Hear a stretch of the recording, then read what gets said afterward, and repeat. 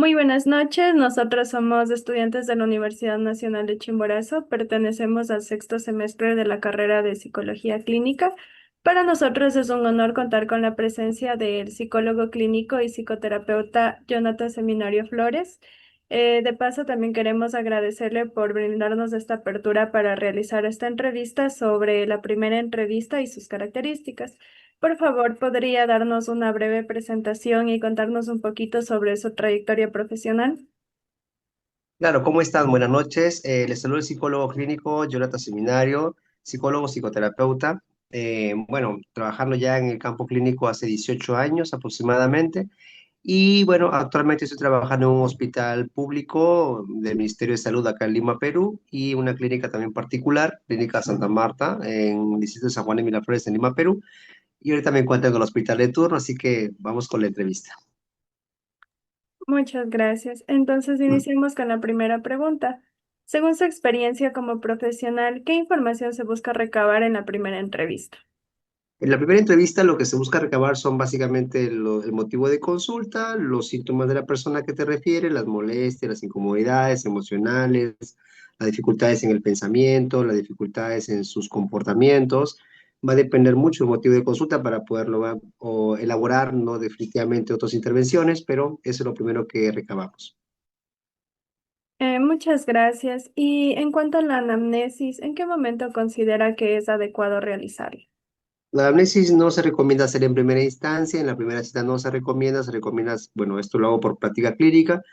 La análisis se hace usualmente a partir de la segunda o tercera cita, no es necesario hacerla en primera sesión, puesto que lo más importante de la primera sesión es generar o construir pues un vínculo, un rapport adecuado con el paciente, obviamente evidenciando que estamos realmente interesados en su problema, identificar los síntomas, más o menos hacer un presuntivo, un diagnóstico presuntivo, y en base a la experiencia que uno tiene, evaluamos y vamos dando también psicoeducación, información al paciente o a la familia en todo caso, según sea el caso. Y con eso ya más o menos hacemos un rapport, explicamos el tratamiento, tenemos que hacer ahí más o menos una psicoeducación también para explicar al paciente más o menos lo que podría estarle pasando. Se tiene que explicarle también que en unas siguientes sesiones se va a realizar con amplitud de historia o ampliación de historia a través de anamnesis, historias clínicas y sobre todo qué tipo de terapia va a llevar. Tenemos que presentar también el tipo de tratamiento que vas a presentar al paciente según más o menos su problemática y que vas a ir definiendo en las demás sesiones el diagnóstico. Eso es básicamente lo primordial que el paciente debe saber. Y si alcanza el tiempo, correcto, se le puede dar al paciente un feedback como para poder darle un alcance a sus respuestas o resolver algunas dudas que tenga la persona. Y si es necesario, darle alguna consejería si es que alcanza el tiempo, porque el tiempo la verdad no alcanza. Entonces, con esa consejería, por lo menos le explicas qué es lo que podría darse y especialmente hacerle entender al paciente de que se va a hacer un tratamiento más especializado según su problemática, ¿no? Ah, listo. Entonces, usted nos mencionó que recolecta toda esta información, el motivo de consulta, sintomatología y qué herramientas utiliza para obtener esta información. Bueno, la entrevista semiestructurada es una herramienta que se recomienda en el campo clínico. Cuando hablamos de anamnesis, ya hablamos de entrevistas más estructuradas, más segmentadas por áreas. Es evidente que tenemos que también que filtrar alguna información, hay que quitar también algunas cosas de la anamnesis que no son tan relevantes en algunos aspectos, dependiendo también de la problemática de la persona, pero la entrevista semiestructurada ayuda un montón como primera entrevista de entrada. Eh, para que no sea tan rígida como la estructurada, ni tampoco tan laxa como la no estructurada prácticamente, ¿no? Y evitar que se nos pase tiempo e información. Entonces, un primer asunto es básicamente una entrevista, trabajar instrumentos como, bueno, técnicas más que todo, más que instrumentos, técnicas como la validación, la escucha activa en una primera sesión, construir rapport, confianza, ¿no? Niveles de validación también es importante. Eso es mucho más importante que aún que aplicar pruebas psicológicas, no se recomienda aplicar pruebas psicológicas en primeras sesiones, más adelante. Recordemos que las pruebas psicológicas son solamente anexas y no se deben utilizar salvo que sea estrictamente necesario. Y obviamente sustentar la intervención a través del modelo clínico que tú estás utilizando en base a tu formación psicoterapéutica. En mi caso, como terapeuta cognitivo-conductual, aplico bastante el modelo que plantea el modelo conductista ¿no? Y eso sería para la parte de intervención. Listo. Usted nos mencionó que como principal herramienta utiliza la entrevista semiestructurada. Entonces, Sí. ¿usted tiene una guía base de preguntas o esto la construye según cada caso? No, usualmente utilizamos, bueno, hay guías clínicas por las cuales nosotros nos amparamos, las guías clínicas internacionales, los mismos estatutos como la OMS, también plantea en mi país, por ejemplo, el Ministerio de Salud, ya da guías más o menos de primeras entrevistas. También tenemos formatos que vienen del Colegio de Psicólogos, instituciones serias, que nos dan más o menos alcances para poder, obviamente, adaptarlos a la realidad del centro o del hospital. Varía algunas cosas, pero si no es necesario variarlas, se utiliza tal cual, ¿no? Listo. Con respecto a la siguiente pregunta, ¿qué aspectos o signos puede observar usted durante la primera entrevista para ir construyendo lo que es las diversas hipótesis? Correcto.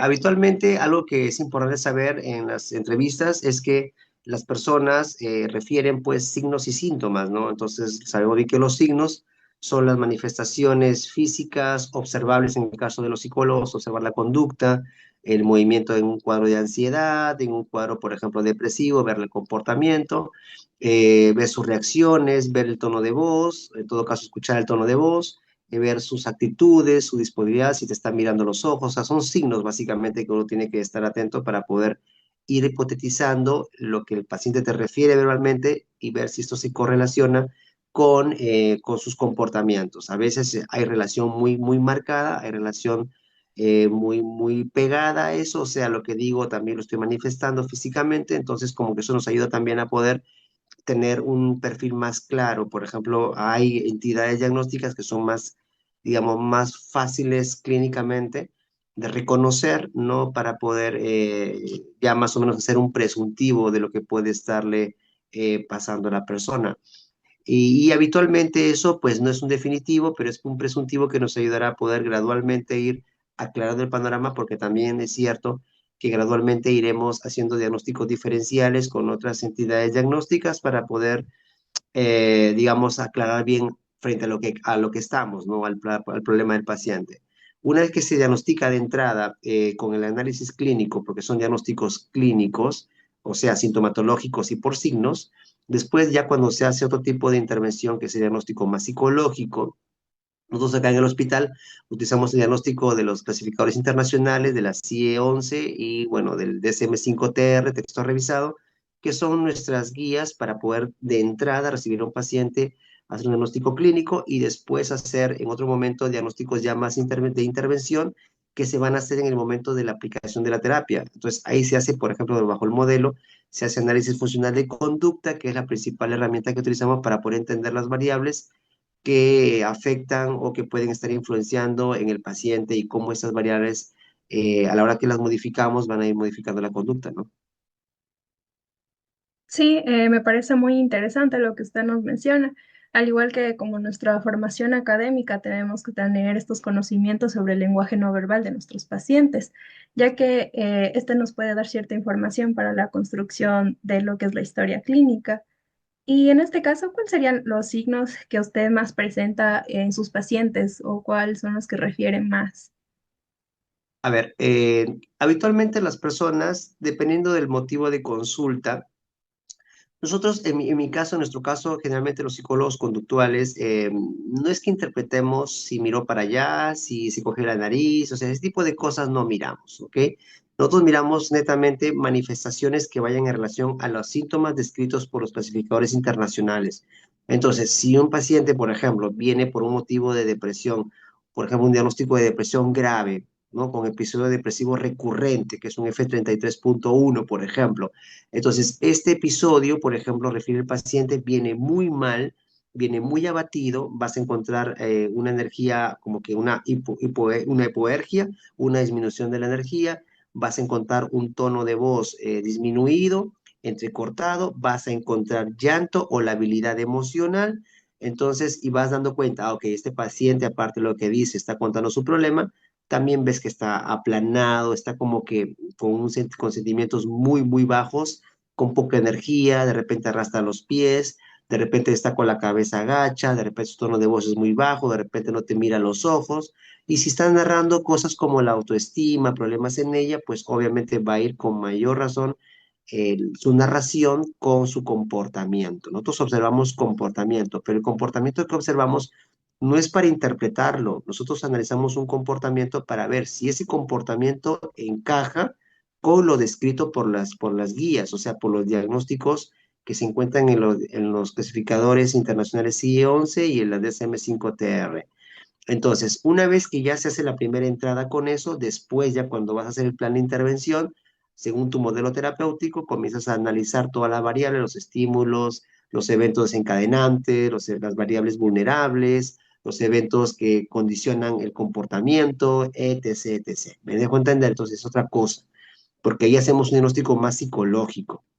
Evidentemente, como trabajamos, en mi caso, trabajo en un departamento de salud mental en un hospital grande, en un hospital público, habitualmente trabajamos con psiquiatras y estamos todo el tiempo comunicándonos para poder llegar a un diagnóstico. Incluso en la unidad de salud mental, ambos diagnósticos psiquiátricos y psicológicos se unen para converger en un diagnóstico central, ¿no? Obviamente tenemos que ir aclarando con las evaluaciones si es que se necesita, ¿no? Por ejemplo, un problema de personalidad también tendrías que analizar más por la conducta, más que por un examen, por ejemplo. Ya son detalles, ¿no? Entonces sí me dejo entender. Sí, muchas gracias. Con respecto a la última pregunta, ¿qué acciones son importantes durante la primera entrevista para establecer un buen vínculo terapéutico? La acción importante es la siguiente, es básicamente lo que utilizo yo en todos estos años, es la estrategia de escucha activa, la validación emocional, son dos piezas cruciales, sentir que el paciente o que el paciente sienta que se le escucha, que se le comprende, que se le explica, que se le orienta, que se le da un feedback, que le pones la atención debida, que mientras escribes estás escuchando también lo que está diciendo. Entonces el paciente se va identificando y realmente el paciente piensa, ok, me están ayudando. O sea, siento que aquí es, o sea, siento que el paciente, el profesional también, tiene que mostrarse pues seguro, ¿no? Una seguridad importante, tiene que conocer cosas también, darle la seguridad al paciente de que está en un lugar adecuado para lo que le está pasando y que sobre todas las cosas va a encontrar herramientas y formas de poder manejar su problema. Entonces, la validación emocional, que son como 6 niveles que uno ya lo aprende en la terapia, correcto, el paciente va a entender, va a poder comprender y va a sentirse apoyado, comprendido. Y el otro es la escucha activa, que también es importante, y la psicoeducación, que también es crucial respecto al tratamiento, respecto al posible diagnóstico, sea presuntivo inicialmente y después ya quizás más definitivo, ¿no? Listo, muchas gracias. Agradecemos su tiempo prestado para esta entrevista. Sabemos que los conocimientos aportados en esta misma nos servirán para nuestra formación académica y también este tiene con fines académicos, así que le agradecemos mucho.